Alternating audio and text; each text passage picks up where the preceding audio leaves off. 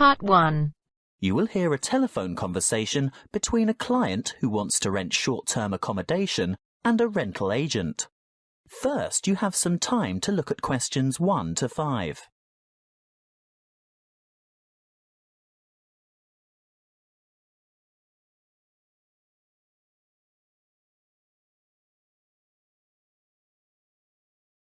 Listen carefully and answer questions 1 to 5. Good morning. Ace Accommodation. How can I help you? Good morning. I'd like to organise some short-stay accommodation on the Gold Coast, please. Certainly. Who am I speaking to? Miss McKinley. Sylvia McKinley. Could you spell your family name for me, please? It's M-A-C-K-I-N-L-A-Y. Thank you. And your first name is Sylvia? Yes. Is that with an I or a Y? A Y, the old-fashioned way. That's S-Y-L-V-I-A. Thank you, Miss McKinley. Now, just for our records, can you tell me what country you live in? Of course. It's England, actually. I thought so. Now, when are you coming? Well, at the moment, we're planning on arriving on July the 26th. Oh, the 25th. That's the last day of the public holiday, and it might be difficult to find something available on that date. No, we're coming on the 26th of July. Oh, well, that's fine then. We'll have lots of good places vacant by then, although you wouldn't be able to move in until late afternoon, because our cleaning crew will need time to get everything ready for you. That suits us. Our flight won't get in until early evening anyway. How many of you will there be? Just my sister and myself. And how long do you intend to stay? Oh, only a couple of weeks. We'd like to stay longer, but we'll have to get back to work. So, you're not coming on business then? No, it's just a holiday. Why, what difference does that make? Oh, you'd be surprised. Business people have different needs. You know, wireless internet, even fax machines and photocopiers. No, we won't need any of that stuff. We'll be coming to relax and get away from all that kind of thing. Before you hear the rest of the conversation, you have some time to look at questions 6 to 10.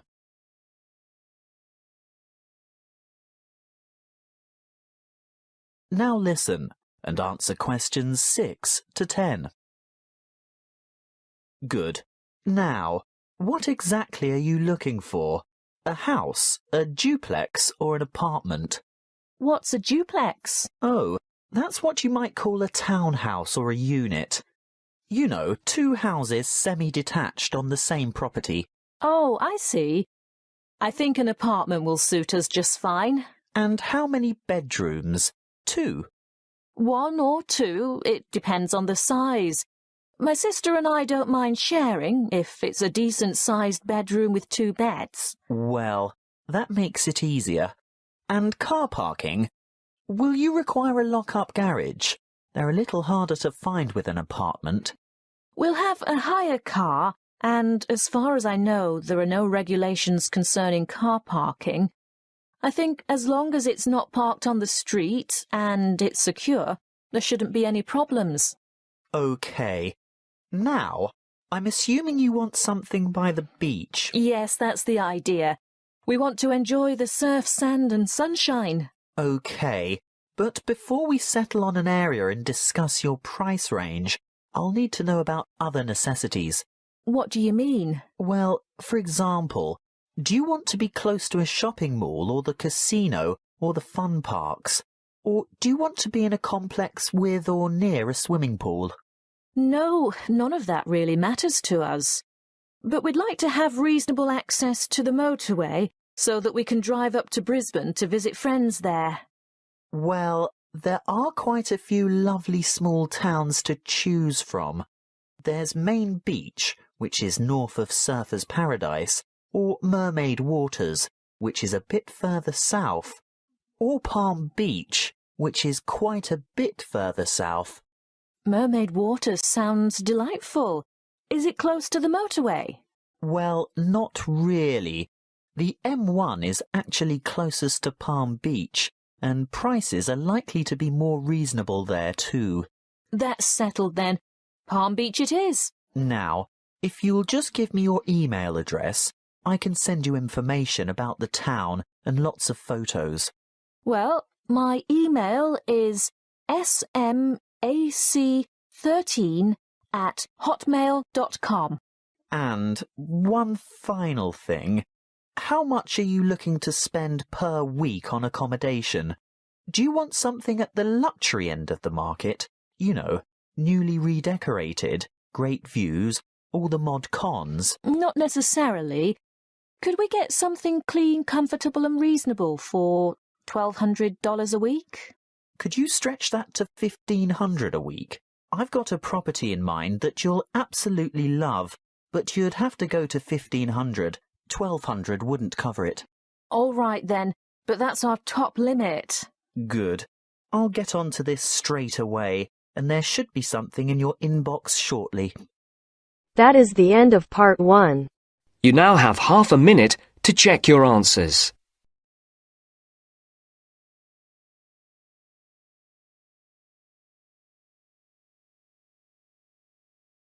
Now turns to part 2. Part 2.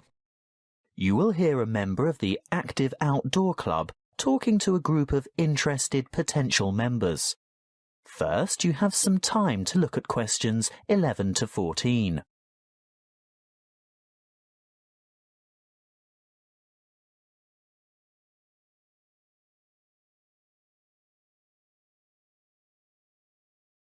Listen carefully and answer questions 11 to 14. I'd like to welcome you all to our Active Outdoor Club. I'll start by telling you a little bit about the history of the club and all that it can offer, and there will be a chance for you to ask questions over tea and coffee in the lobby afterwards. You'll also be able to pick up pamphlets from the table at the back of the hall, and if you wish to purchase any of our products, Bill will serve you at the front counter. As most of you probably know, the club was founded by Nick Noble about 30 years ago. He thought of placing an advertisement in the local newspaper or erecting a billboard somewhere, but it was the radio that he decided on to reach the most people. You know, other people who might be interested in outdoor pursuits. Just basic activities like walking or tramping. Anything active that could take place in some of the beautiful outdoor settings that this country has to offer. Nick was overwhelmed by the response he got, and the club soon grew from a dozen or so friends and enthusiasts to around 200 members 20 years ago, and steadily since then to reach a membership of over 2,500 now. You don't have to be a hardened athlete or extreme adventurer. On the contrary, it's a group that encourages friendship and fellowship through social and recreational activities. The club tries to cater for all levels of maturity and both genders. In fact, anyone who has the physical ability and a moderate level of health and fitness to participate in open-air activity on a regular basis.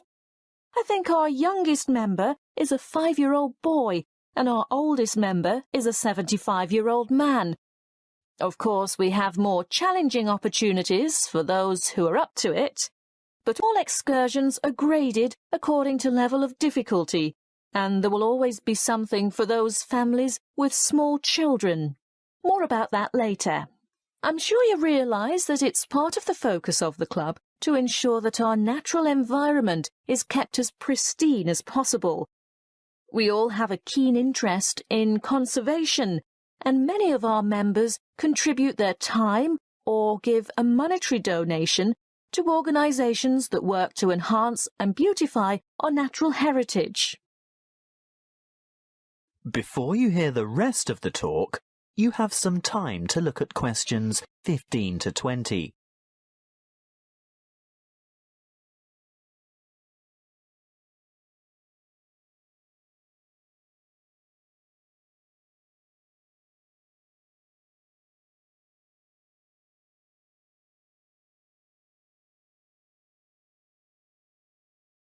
Now listen and answer questions 15 to 20. OK, now going back to the grades of activity, first of all, tramping. This is very popular with singles and couples without children, but is certainly not restricted to those groups. Tramping is arranged for Tuesdays and Saturdays throughout the year. Most tramps are of a duration of 3 to 5 hours, depending on the weather and the terrain, and of course the time of year. You would need to check the newsletter or the website to find out place and time, and, if you wish to participate, phone the coordinator who can give you more information. I'll move on now to walking, which is very popular with families, but open to everyone, and walks are arranged for every Thursday and every Sunday over the course of the entire year. Walks last no more than 3 hours, although the Thursday walks might be shorter. And again, you would have to check the newsletter for details of the time and area to meet and get in touch with the walking organiser to confirm your participation. Now, the Wanderers are what you might call a subgroup of the Active Outdoor Club. This group was set up to cater for the less active, more elderly, or families with very young children who still want to enjoy the great outdoors, but without quite so much exertion. Bear in mind that the length of these activities is variable, but we're always home before dark. Any member of the club is welcome to join in their activities on a Sunday, which include visiting some of our more beautiful parks and botanical gardens, beach walks, picnics, and even boat trips to visit some of the small islands off the coast. Often guided tours can be arranged if there is enough interest. If you'd like to see what the Wanderers are up to, check the website and then phone the leader for more information. I'll bet you're all ready for that cup of tea now. But before I finish, I really must mention something that can be a lot of fun. A great opportunity to form new or strengthen existing friendships, and a chance to explore a part of the country that you may never have seen before. These are our mystery weekends. The committee puts a lot of time and effort into the organisation of these weekends away, not only for health and safety reasons, but also to ensure that everything runs smoothly and everyone has a good time. There will be a charge to cover travel and accommodation costs, but apart from that, it's an affordable and exciting weekend away from the city. For more information, call the chairman of the committee. You'll find his phone number in the newsletter. So, that's all I have to say at this point. Please enjoy the refreshments, chat with the others, and feel free to ask questions. All the committee members are wearing large red name badges, so they're easy to find. That is the end of part 2. You now have half a minute to check your answers.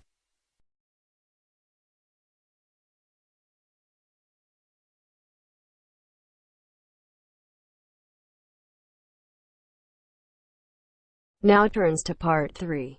Part 3. You will hear a conversation between an academic advisor and a student asking for information about a particular subject that she wants to study. First, you have some time to look at questions 21 to 26.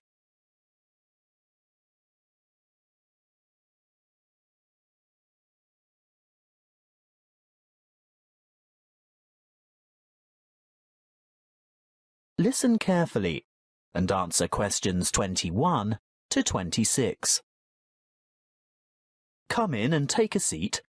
Thank you. Now, you've made an appointment to see me with regard to one of the papers you want to enrol in next semester. Yes, that's right. It's the Globalisation and Educational Change paper, GEC 692. Ah, well, I know the one you mean, but all the code numbers are going to change next semester, so although the course name will stay the same, the code will be ED995. Not that you have to worry about that. But the content will be the same, right? Oh, yes, to a large extent. The objectives are still to provide you with the skills and knowledge for analysing the challenges that globalisation poses for education. Yes, that's what I'm really interested in. The future of education. Not where we are now, but where we're heading. Well, you'll most likely enjoy the course because it'll give you the opportunity not just to explore, but also to document the advancement of new educational developments. And there'll be quite a lot of analysis involved. Yes, obviously. But once you've examined how education has been affected by cultural values and socio-economic structures, you'll go on to debate the pros and cons of the restructuring of public education in view of rapid globalisation. I see, but when you say public education, do you mean worldwide? No. That would be far too large an undertaking for just one paper. You'd probably choose to work with the education system within your own state or country. Sounds interesting, but isn't it a bit restrictive? Not at all. From there, you'd move on to explore the impact of internationalisation on curriculum diversity in both developing and developed countries. Have you had a chance to look at the assessment criteria yet? Actually, I have. And it makes me a bit nervous just thinking about it. Why's that? Well, I see that the first assignment starts with an illustrated PowerPoint presentation to the rest of the class. I've never done one before. No need to worry. You can get help with that. Anyway, this presentation isn't graded. It's what we call a formative assessment. The feedback you get will help you to finalise the written review. That's a review of those academic articles in the first part of the reading list, right? Yes, but you only have to choose 5 of them. That first assignment is worth 30%. And the second assignment? There are 2 parts to that also, and both are graded. 20 marks will go towards your participation in a seminar, and then there's a 5,000-word essay, which will be graded out of 50. Thanks. Before you hear the rest of the conversation, you have some time to look at questions 27 to 30.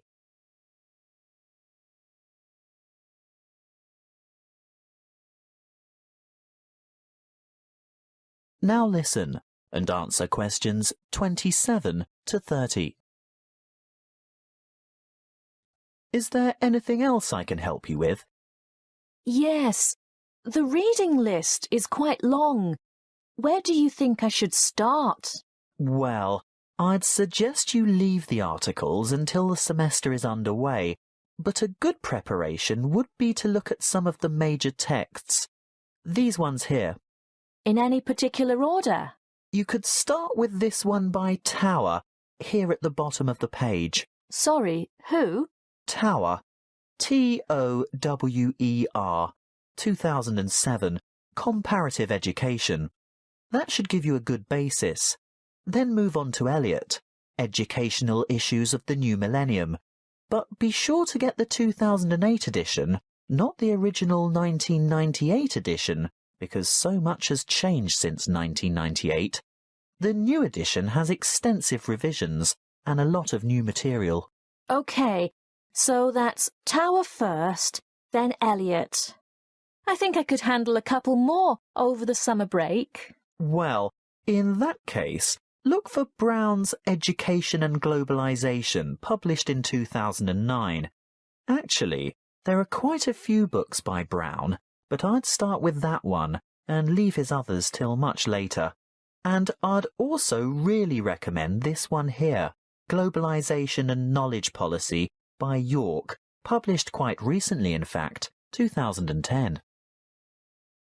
That is the end of part 3. You now have half a minute to check your answers.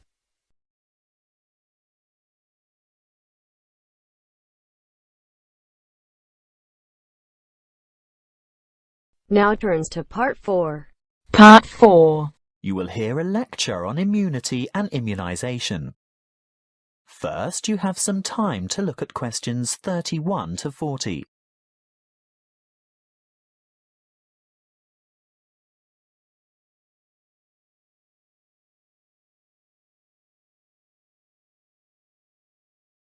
Listen carefully and answer questions 31 to 40. Good afternoon, and thank you for your warm welcome. This will be the first talk in a series of 5 on health interventions, protection and prevention. Could I start by asking for a show of hands? How many of you have had a flu vaccination at the beginning of winter? I thought so. You young ones always think you're indestructible. Well, as you are no doubt aware, disease-spreading germs or pathogens are everywhere. On a daily basis, the human body has to ward off attacks by various harmful bacteria and viruses. A healthy body has a good defense system against many of these germs, but the defense only operates well against microorganisms that it has already encountered, in which case it is said to be immune. There are 2 ways in which humans acquire natural immunity. Actively, when a person has first suffered and then recovered from an illness, and passively, when ready-made protection is transferred into the body, for example, from the maternal blood via the umbilical cord to an unborn child, or through breast milk. Now, artificially acquired immunity can help the body to fight disease, so we can use active immunization as a preventative measure. This is when a person is vaccinated against an illness by injection or oral ingestion of a tiny amount of weakened or inactive germs, not enough to actually cause him or her to contract the illness, but sufficient for the body's defense system to recognize and respond to the threat by forming antibodies. Intervention using passive immunization, on the other hand, is a method of curing an illness after it is too late for prevention. It is less effective than active immunization and takes longer to work. It is used when the body has already been invaded by bacteria and the person is ill. In this case, there is no time for the body to make antibodies of its own, so proteins, usually taken from the blood of animals, are injected to equip the patient with the essential antibodies to combat the particular illness. Let's have a quick look at a bit of history. The discovery of vaccination to boost the body's immune system by making it sensitive to particular disease-causing bacteria was made by an 18th century English doctor called Edward Jenner. He noticed that survivors of smallpox, a common but extremely dangerous disease, never contracted the disease a second time. In other words, they were immune. He studied a similar disease in cows called cowpox and realized that people in contact with the infected cows became ill with symptoms resembling smallpox. However, this disease was quite mild by comparison, and those who contracted cowpox were then immune to smallpox. He conducted an experiment by injecting a child with a small amount of pus taken from a cowpox pustule. The child subsequently became ill, but soon recovered. Later, he injected the child with pus from a smallpox pustule, and the child did not get sick. Before you hear the rest of the conversation, you have some time to look at questions. Now listen and answer questions. He had developed immunity to the more dangerous disease. The antibodies produced to fight the cowpox bacteria had been able to fight off the smallpox bacteria. What are antibodies? Well, antibodies are made by white blood cells called B lymphocytes, and this is done in response to the presence of antigens, or other bacterial toxins, which have been released by the microorganisms, what we commonly refer to as germs, that have invaded the body. These Y-shaped antibodies, or you can think of them as antitoxins, may stop the toxins or repair the damage they have done by what is known as the antigen-antibody reaction, which takes place within the plasma of the blood. A correct antibody, for that disease, clings to a particular antigen in order to render it harmless. Large numbers of these pairs clump together to form a bigger unit. This is called agglutination and is able to be seen by the naked eye, which is very helpful for doctors and other specialists to determine which illnesses a patient is immune to. Inoculation or active vaccination can protect people from serious diseases. The vaccine may make a person feel unwell for a few days, when the immune system starts to produce antibodies to match the introduced antigen. This is called a primary reaction. If that particular antigen should ever enter the body again later, a secondary reaction takes place. The body is then able to produce large numbers of corresponding antibodies within a short time, so the invading antigens are quickly wiped out, without the person suffering any harm from the disease. That is the end of part 4. You now have half a minute to check your answers.